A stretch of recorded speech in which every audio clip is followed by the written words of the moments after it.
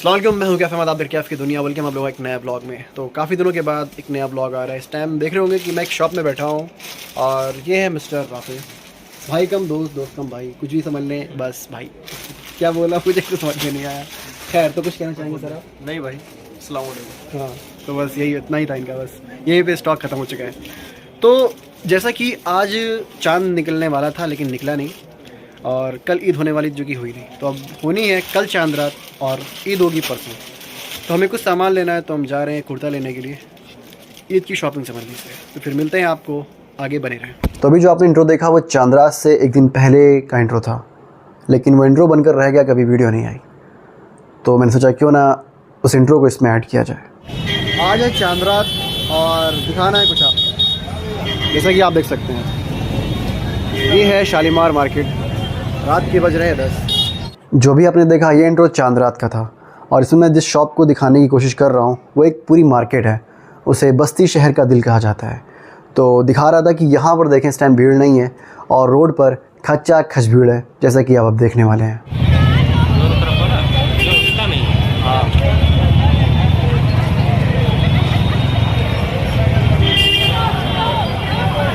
तो जैसा कि आपने देखा कि जो दुकानें हैं उनमें भीड़ नहीं है, और जो बाहर रोड पे लगी दुकानें हैं जो सेल्फ वाले स्टॉक बेच रहे हैं उस पर ज़बरदस्त किस्म की भीड़ है। ऐसा क्यों हुआ है? मैंने बहुत करीब से देखा तो मैंने ये जाना कि पहले, आज के 5 साल 6 साल पहले क्या होता था कि जो सेल्फ पे सामान बिकते थे वो वही क्वालिटी के रहते थे। सस्ते में क्या है आपको कि क्वालिटी थोड़ी लो मिलेगी, लेकिन अब वो इन लोगों ने दिमाग क्या लगाया कि ये लोग अच्छी क्वालिटी का सामान लाते हैं, बस प्रॉफिट कम लेते हैं। आपके ऊपर है, वो रेट बढ़ा कर बताएंगे आपके ऊपर आप कितना कम करा ले रहे हो। आप जितना कम करा लो उतना आपका फ़ायदा है। वहीं दुकानदार मात खा जाते हैं, वो भी मतलब लेकर आते हैं सामान, लेकिन वो उतना कम नहीं करते हैं, सोचते हैं लौट कर कस्टमर हमारे पास आएगा। लेकिन अब ऐसा नहीं हो रहा है, कंपटीशन हद से ज़्यादा हो गया है, और रोड साइड जो दुकानें लगती हैं उस पर भी क्वालिटी अच्छी मिलने लगी है। तो अब कस्टमर वहाँ जा रहा है क्योंकि उसके पास जेब में पैसे कम है, तो वो कम में अच्छी चीज़ें तलाश कर रहा है। तो वही चीज़ है कि अब दुकानदारों को समझना पड़ेगा कि भैया थोड़ा कम करो, ठीक है, नहीं तो मीडिया हो गए। बढ़ते हैं आगे। फिलहाल बस्ती में चांद रात का माहौल है।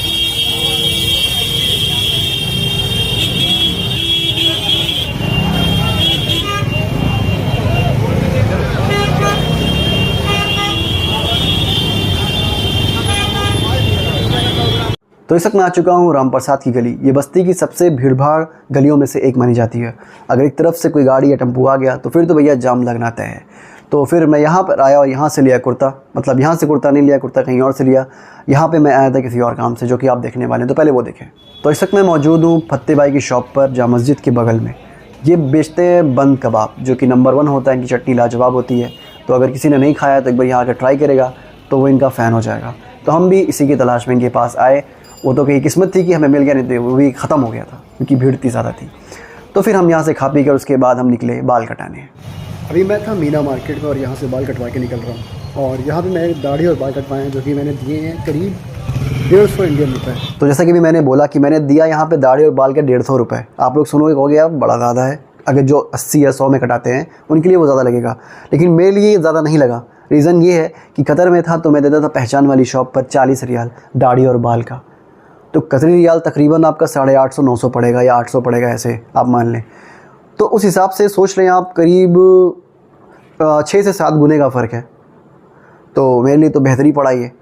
मैंने कहा चलो ठीक है। लेकिन यहाँ पे भी कुछ दुकानें हैं जो और सस्ते में काटती हैं, 80 रुपये भी लेते हैं, 100 रुपये भी लेते हैं, 120 भी लेते हैं। तो वो आपके हिसाब से आप कहाँ जा रहे हो, ठीक है। तो फ़िलहाल चांद रात थी, भीड़ ज़बरदस्त थी, तो जहाँ मिला, जहाँ जगह मिली हम वहाँ चले गए और हमने कटा लिया और फारिग हो गए। तो चांद रात की वीडियो वहीं पे एंड हो गई। फिर मुझे क्या करना था कि जल्दी जल्दी कुर्ता, मतलब घर पे मैं भिगाया पानी में, और उसके बाद उसको सुखाया किसी तरह से, प्रेस किया, तब जाकर वो फजर के बाद पहनने लायक हुआ ईद की नमाज़ के लिए। तो अब इंट्रो आने वाला है ईद के दिन का।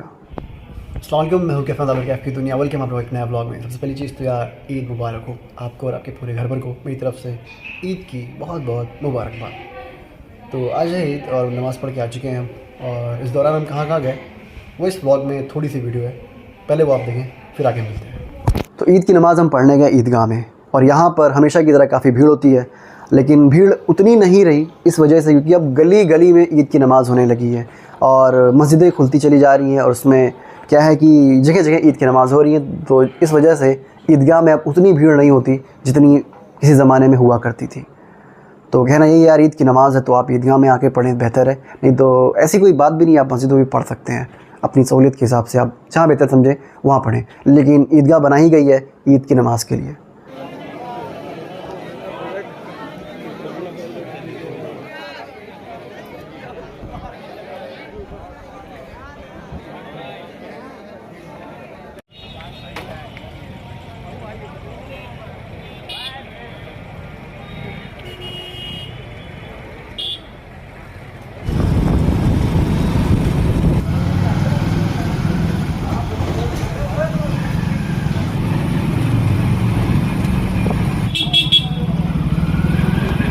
तो ईद की नमाज़ पढ़ने के बाद हम सीधे गए कब्रिस्तान, वहाँ पर हमारे बड़े अब्बू की कब्र है, वहाँ पर हमने फातिहा पढ़ा।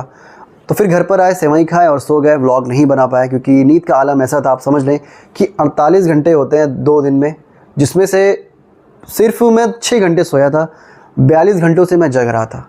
तो 42 घंटों से लगातार जगने का आलम यही था नींद का कि आँखें बस यूँ करो और सो जाओ। तो घर पर आया, सेवई खाया और फिर सो गया। और जब सोया हूँ तो भैया ऐसा सोया हूँ कि मैं आपको क्या बताऊँ क्या सोया हूँ। मैं उठा हूँ सीधे मगरिब की अज़ान से आधी घंटा पहले। मैं उठा हूँ 6 बजे, पौने 6 बजे तकरीबन। फिर आपकी ज़ोहर गई, असर गई, तो अल्लाह माफ़ करे। लेकिन अब से क्या है कि ईद आ चुकी है, तो अब कल से रूटीन सही रहेगा और अब इंशाल्लाह आपको डेली व्लॉग्स देखने को मिलेंगे, कुछ अलग देखने को मिलेगा। तो ये था आज का व्लॉग 2 दिनों का मिला के। तो उम्मीद करता हूँ अच्छी लगी होगी वीडियो। अच्छी लगी तो लाइक, सब्सक्राइब, शेयर कर दें। मिलते किसी नई वीडियो में नेटवर्क के साथ। खड़ा हुआ है। अस्सलाम वालेकुम।